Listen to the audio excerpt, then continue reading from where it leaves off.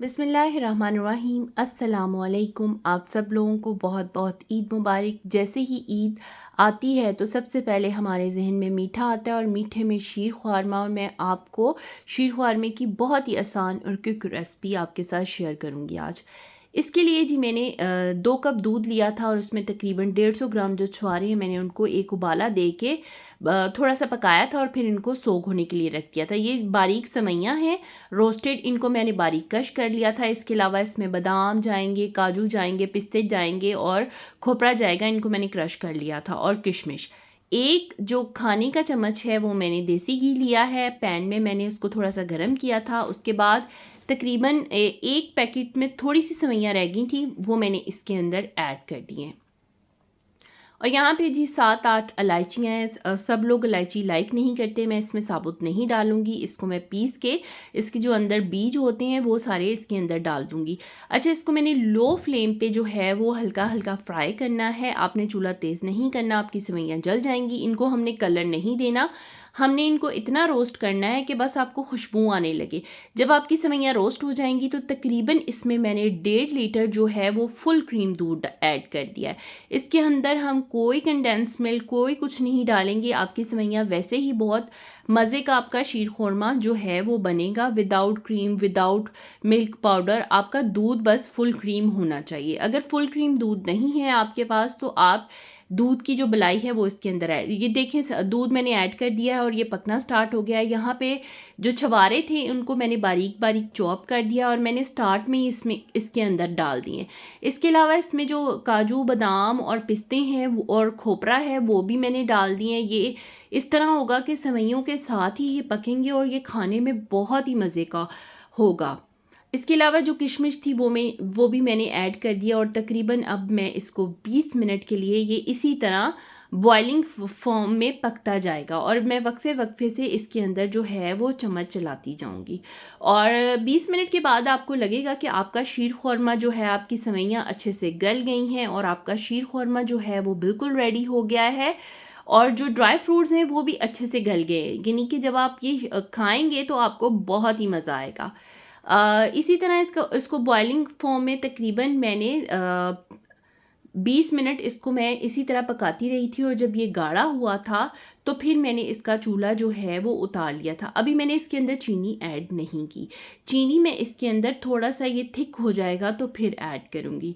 यहाँ पे ये इसी तरह पकता जा रहा था और मैं थोड़े थोड़े वक्फे से इसके अंदर जो है वो चम्मच चलाती रही थी। अब जो शीर खुरमा है वो थोड़ा सा गाढ़ा हो गया है। यहाँ मैंने इसके अंदर 1 कप जो है वो चीनी ऐड कर दी है और चीनी ऐड करने के बाद अब मैं इसको थोड़ी देर पकाऊंगी। इसको आपने ज़्यादा गाढ़ा नहीं करना, ये थोड़ा रनी रनी फॉर्म में इसको खाने का मज़ा आएगा, लेकिन ज़्यादा पतला भी नहीं होना चाहिए और ना ही ज़्यादा गाढ़ा होना चाहिए। आपको अंदाज़ा हो जाएगा जब आप इसके अंदर चम्मच चलाएंगे तो आपको लगेगा कि ये इसकी थिकनेस जो है वो परफेक्ट है, यानी कि इसकी इतनी गाढ़ी थिकनेस नहीं करनी कि ये सेवइयाँ जो आप बनाएं तो वो जम सी जाएं, ऐसी नहीं होनी चाहिए, थोड़ी रनी रनी होनी चाहिए।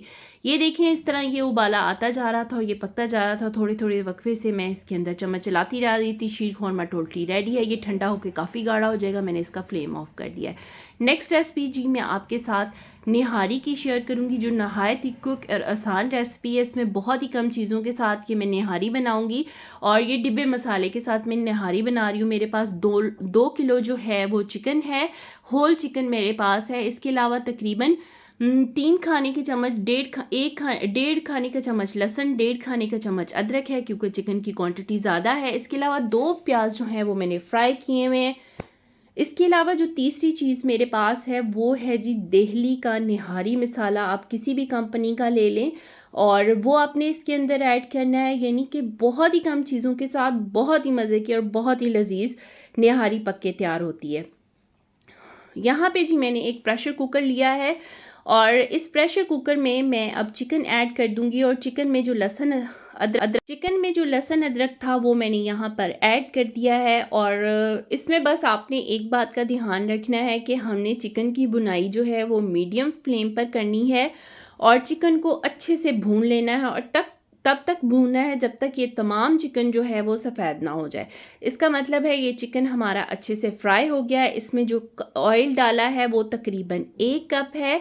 1 कप ऑयल में और 1.5 खाने का चम्मच लहसुन, 1.5 खाने का चम्मच अदरक, 2 किलो चिकन था इसमें और मैंने इसके अंदर ऐड कर दिया। इसमें एक जो छोटा पैकेट है वो मैंने निहारी मसाले का ऐड किया और साथ ही मैंने इसके अंदर थोड़ा सा पानी ऐड किया। अब मैं इसके साथ इसकी थोड़ी सी भुनाई करूँगी और भुनाई करने के बाद तकरीबन इसको भुनाई करने के पूरा 5 मिनट मुझे लगे थे और 5 मिनट में इसकी मैंने अच्छे से भुनाई की और मसाला डाल के मैंने थोड़ा सा पानी डाल के पहले भुनाई की और इसके बाद तकरीबन जितनी आपने इसकी ग्रेवी रखनी है वो मैंने पानी ऐड कर दिया। अब मैं इसको बंद कर दूंगी प्रेशर कुकर को। यहाँ मैं इसको 15 मिनट के लिए बंद किया और 15 मिनट के बाद मैंने प्रेशर का कुकर खोला है। ये देखें तकरीबन इसको चिकन जो है वो अच्छे से गल चुका है। अब आपने नेक्स्ट काम क्या करना है, यहाँ पे जी मैं मसाले चेक कर लूँगी क्या इसमें नमक मिर्च बिल्कुल ठीक है, क्योंकि मैंने कुछ भी एक्स्ट्रा नहीं डाला था, इसमें नमक थोड़ा सा कम था तो मैंने नमक डाल लिया। अब मैं इसको 15 मिनट के लिए हल्की आंच पे रख दूंगी। इससे ये होगा जो इसकी बोन्स का रस है ना वो भी इसकी ग्रेवी में आ जाएगा। 15 मिनट के बाद दोबारा मैंने इसको खोला है। अब यहाँ पे जी 4 खाने के चम्मच मेरे पास आटा था, इसको मैंने पानी में अच्छे से घोल लिया था ताकि इसके अंदर लम्स ना बने और वो मैं थोड़ा थोड़ा करके निहारी के अंदर ऐड कर दिया है। यहाँ आपको थोड़ी देर के बाद लगेगा कि आपकी निहारी काफ़ी थिक हो गई है। अब इसको हम थोड़ी देर जो है वो पकाएंगे ताकि जो आटा है वो अच्छे से पक जाए। नमक थोड़ा सा कम था तो फिर मैंने इसके अंदर तकरीबन 1/4 चाय का चम्मच जो है वो नमक ऐड किया था और बाकी इसके अंदर मैंने कोई मसाला नहीं ऐड किया, सिर्फ पैकेट का जो मसाला था वो मैंने इसके अंदर ऐड किया है। अब जो फ्राई प्याज हैं वो मैं इसके अंदर जो मैंने 2 प्याज फ्राई किए हुए थे वो मैं इसके अंदर हाथ से अच्छी तरह क्रश करके जो है वो डाल दूंगी और अब निहारी को हम थोड़ी देर के लिए पकाएंगे ताकि ये जो प्याज है ना इसका बहुत ही मज़े का टेस्ट आता है। यहाँ पे जी प्याज जो है वो मैंने जो थे वो थोड़े से हाथों से अच्छे से क्रश करके निहारी के अंदर ऐड कर दिए। अब मैं इसको मिक्स कर दूंगी, ये थोड़ी देर पकता रहेगा ताकि जो आटा है और प्याज है वो ग्रेवी के अंदर अच्छा सा जज्ब हो जाए और इसका बहुत ही मज़े की ये निहारी बनती है। प्लीज़ आप इसे बनाइएगा। वीडियो पसंद आई तो लाइक करें, शेयर करें, मेरे चैनल को सब्सक्राइब करें। ईद मुबारक, अल्लाह हाफिज़।